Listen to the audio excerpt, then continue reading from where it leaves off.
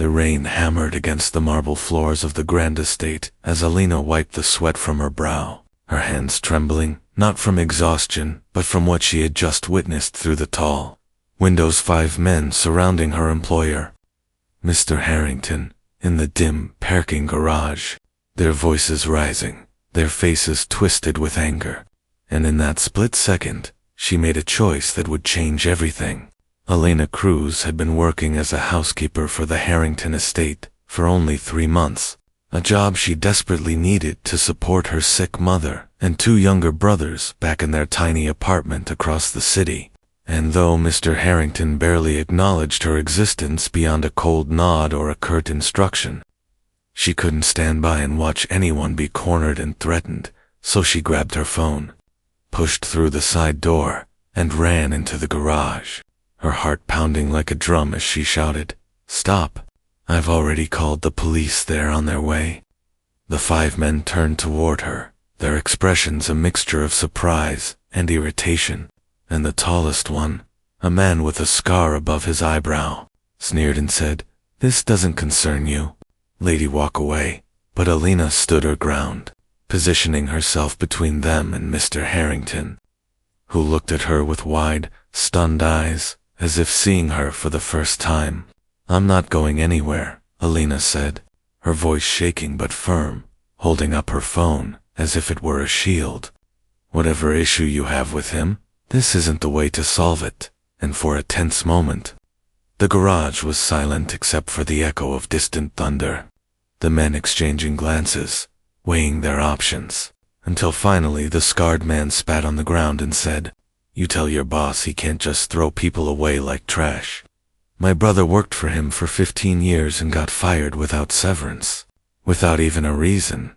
And with that, the 5 men backed away slowly, their anger simmering but contained, disappearing into the rainy night as Alina exhaled a breath she didn't know she'd been holding. Mr. Harrington stood frozen for a moment, his usually composed face pale and shaken. Then he turned to Alina and said quietly, "You didn't have to do that." And she replied, still catching her breath, "Yes, I did know one deserves to be cornered like that, no matter who they are." And something in her words seemed to pierce through the armor he'd built around himself for so many years.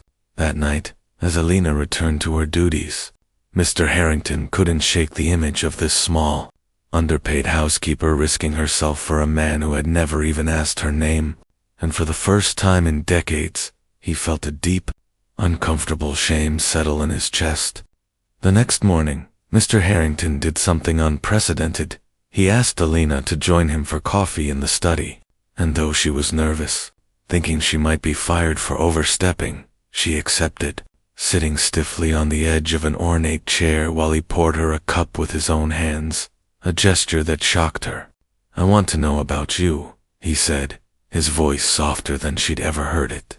"About the woman who stood between me and 5 angry men." Without hesitation, and slowly, cautiously, Alina told him her story, how she'd come to this city with dreams of becoming a teacher, how her father had passed away suddenly leaving debts behind, how her mother had fallen ill and needed expensive treatments, how she'd taken any job she could find to keep her family afloat, sacrificing her own education and dreams, working 3 jobs before landing this one, which paid enough to let her drop the others.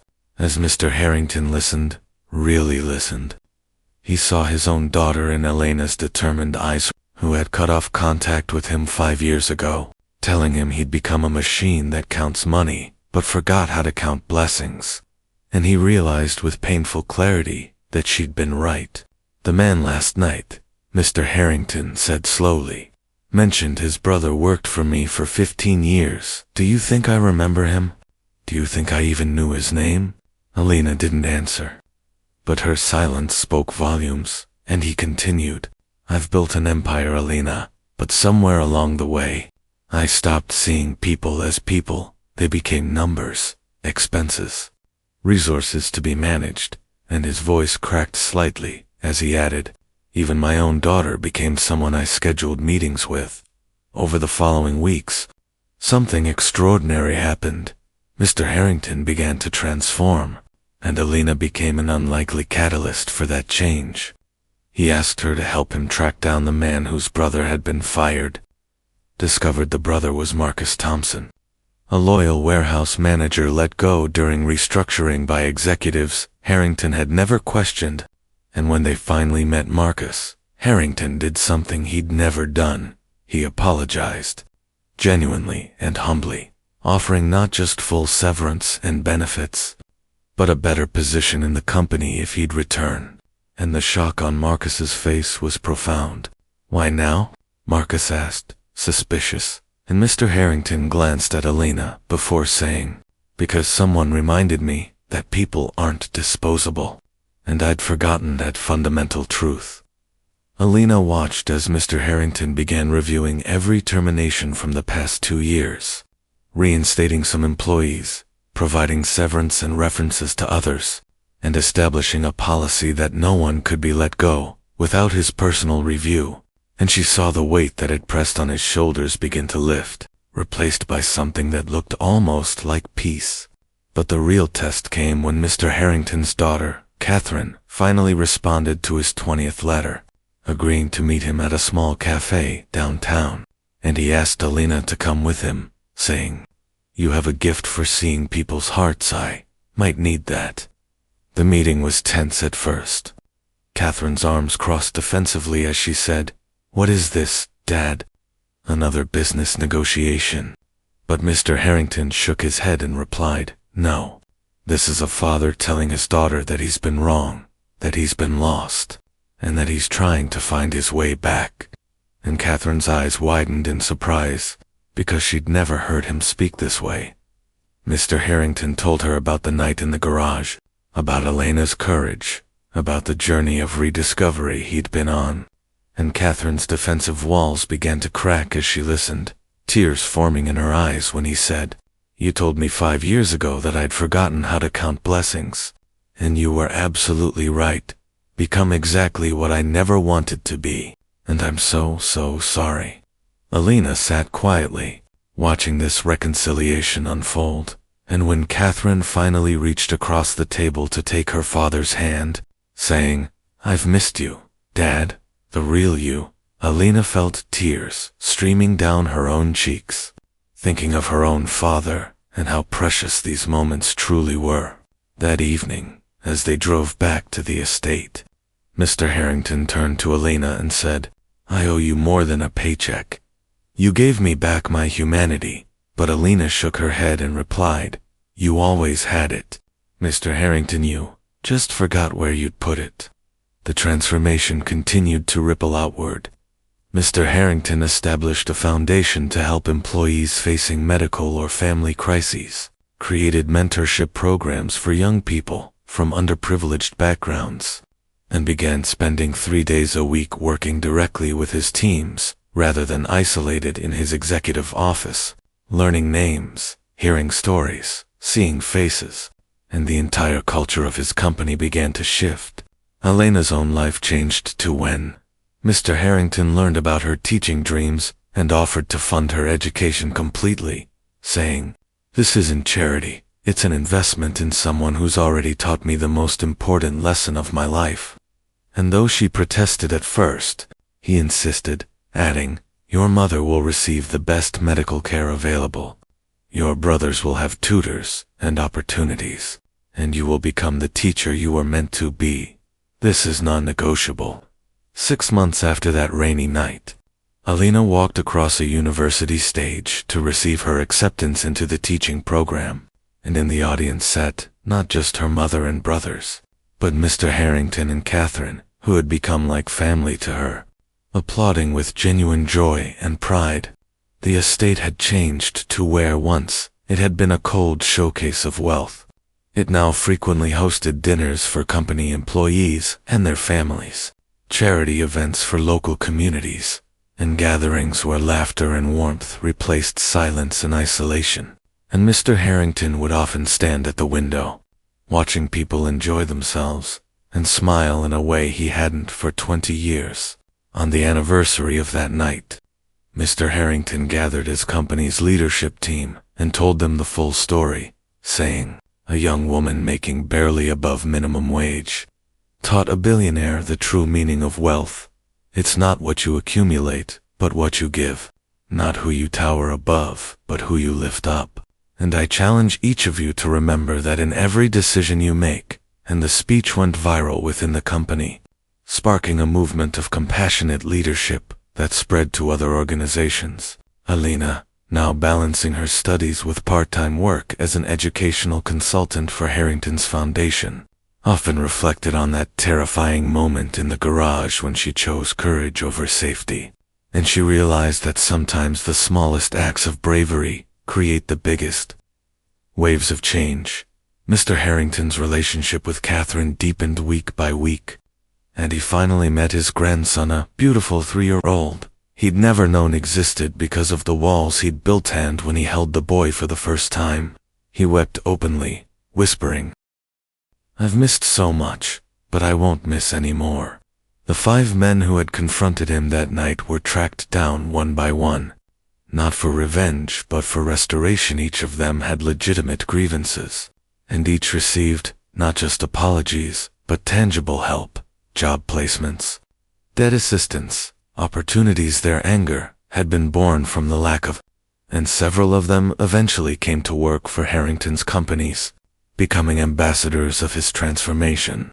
Elena's mother recovered significantly with the proper treatment, and her brothers excelled in school with the support they'd never had before. And when her younger brother told her, "You're my hero, Elena," she hugged him tight and said, "Heroes are just ordinary people who choose to care, even when it's hard."